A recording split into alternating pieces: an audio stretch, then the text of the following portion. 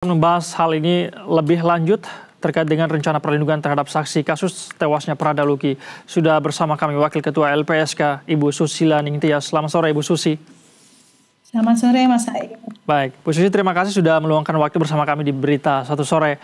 Bu Susi, ada berapa total saksi yang telah ditemui oleh LPSK untuk mengungkap dugaan penganiayaan terhadap Prada Luki hingga tewas ini? Kami sudah menemui 3 orang saksi ya.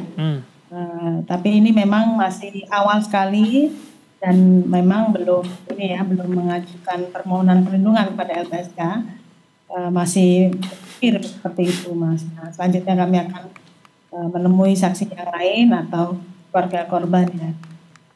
Baik, Bu Lucy, apa kemudian yang mendorong LPSK untuk kemudian datang ke sana menemui para saksi ataupun juga termasuk keluarga korban begitu? Apakah LPSK mencium ada keganjalan atau seperti apa? Bukan soal keganjalan ya, tapi memang tugas LPSK adalah memberikan perlindungan dan bantuan kepada saksi dan korban ya. Dalam hal ini adalah saksi dan korban kejahatan. Nah, kami melihat kasus ini kan melibatkan pelakunya juga lebih dari 1 ya, banyak gitu ya. Terus keluarga korban juga di media menyatakan tidak menerima dan ingin mengusut tuntas gitu ya. Kami berharap sih kesaksian dari para saksi-saksi ini bisa membantu keluarga korban, bisa membantu aparat penegak hukum untuk mengungkap kejahatan ini secara lebih detail, secara lebih terang-benderang seperti itu. Jadi harapan kami sih dengan adanya perlindungan saksi dan korban memudahkan aparat penegak hukum untuk mengungkap kejahatan ini dan memudahkan keluarga korban atau pihak korban untuk mendapatkan hak-haknya dan keadilan.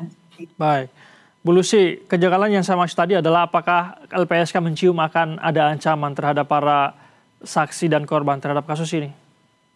Ya, yang pertama kami adalah mengunci soal sifat penting keterangan para saksi korban ini ya. Nah, ini keterangan mereka harus kita berikan perlindungan gitu ya, supaya keterangan ini tidak simpang siur dan keterangan ini memang seperti apa yang dialami, dirasakan dan diketahui oleh para saksi ini, sehingga kualitas keterangannya memang sangat dibutuhkan untuk mengungkap kejahatan ini. Itu yang pertama. Yang kedua, potensi ancaman kita tidak tahu. Saat ini memang belum terlihat ya, kita tidak tahu. Tapi kami juga berharap tidak ada ancaman. Tapi kami antisipasi saja jika memang terjadi ancaman atau tekanan dan sebagainya. Itu potensi aja kita tidak tahu sampai detik ini dan kami masih mencari informasi lebih mendetail soal. Baik, Bu Lucy, lalu kemudian apa apakah ada informasi yang telah digali begitu dari pihak saksi kepada LPSK sejauh ini, karena sudah mengunjungi beberapa saksi begitu ya, adakah informasi yang bisa dibagikan kepada kami, Bu Lucy? Ya, informasinya sebenarnya tidak banyak yang detail ya, semua sudah ada di media gitu ya, yang diberikan. Tapi memang ini kan masih beberapa saksi yang belum yang lainnya gitu. Dan diinformasikan mengenai bagaimana almarhum korban ini kemudian dirawat di rumah sakit dan lukanya apa saja, terus bagaimana perawatannya dan sebagainya. Termasuk kami juga menemukan ibu asuh korban yang menyampaikan pertama kali bagaimana beliau merawat ketika ketika tanggal 28 Juli dan sebagainya. Seperti itu. Jadi itu informasi-informasi yang kami dapatkan. Jadi memang tanggal 28 Juli itu korban datang ke rumah ibu, terus kemudian minta dirawat ini ya, karena sudah ada luka-luka dirawat. Seperti itu. Terus kemudian ada peristiwa lagi ketika korban sudah dirawat di RSUD. Baik, Bu Lucy, lalu sejauh ini apakah kami dengar sudah berencana untuk menemui keluarga juga begitu ya? Apakah sudah ditemui kah atau masih direncanakan, Bu Lucy?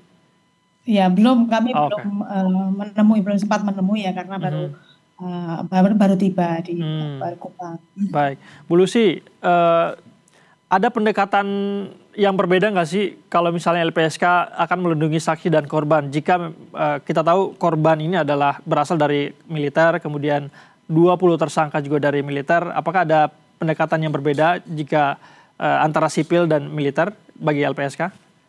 Ya, kalau kami sih sebenarnya sama ya, karena prosedur, mekanisme, dan standar perlindungan kami tidak membedakan mana apakah ini karena di peradilan militer atau di peradilan sipil. Sebenarnya standarnya sama. Hmm.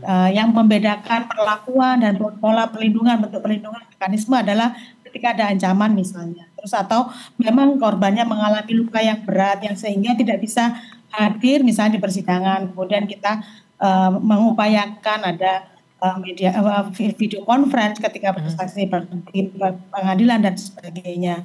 Dan kami tentu memberikan perlindungan dan bantuan ini berdasarkan hak-hak yang sudah diatur dalam Undang-Undang Perlindungan Saksi dan Korban ya, hak-hak saksi maupun hak-hak korban.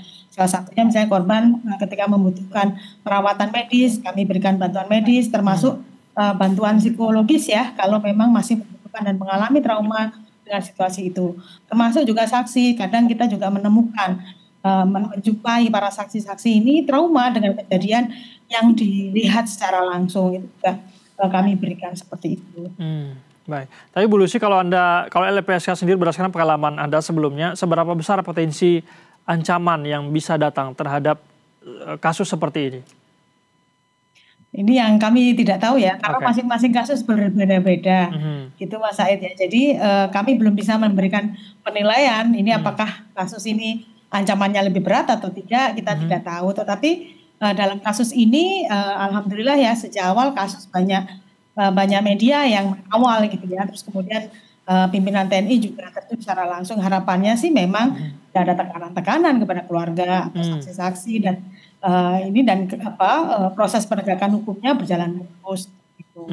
Baik, Bu Lucy, setelah kemudian bertemu dengan beberapa saksi sebelumnya begitu ya, lalu perlindungan seperti apa yang mungkin akan diberikan oleh LPSK? Apakah sudah terjadi komunikasi juga berkaitan dengan perlindungan apa yang akan diberikan? Ini belum sampai ke sana, jadi masih diskusi awal gitu ya, dan ini kami juga masih akan melakukan penelahan terhadap masing-masing saksi dan korban mengenai kebutuhannya, mengenai keamanannya, atau hal yang lainnya yang perlu dipertimbangkan dalam proses perlindungan yang diberikan oleh LPSK. Jadi kami ini masih awal dan masih menjajaki dan menelaah lebih dalam lagi. Apakah LPSK menemukan kesulitan saat ingin menemui para saksi, termasuk juga keluarga korban, Bu Lucy? Alhamdulillah sih sampai sekarang belum ada kesulitan ya. Nah, kami masih mencari, tapi memang kami dibantu juga oleh sahabat LPSK ya, sahabat saksi dan korban yang ada di Nusa Tenggara Timur ini, sehingga memudahkan LPSK untuk menjumpai para saksi dan korban serta mungkin keluarganya. Baik, terakhir Bu Lucy, dari LPSK mungkin ada sesuatu yang ingin didorong atau diberikan pesan terhadap penanganan kasus ini agar ditangani secara serius dan tuntas. Bu Lucy, terakhir silakan. Ya, kami berharap kasus ini ditangani dan dibuka ya secara transparan, terbuka, dan memang adil untuk para korban dan keluarganya.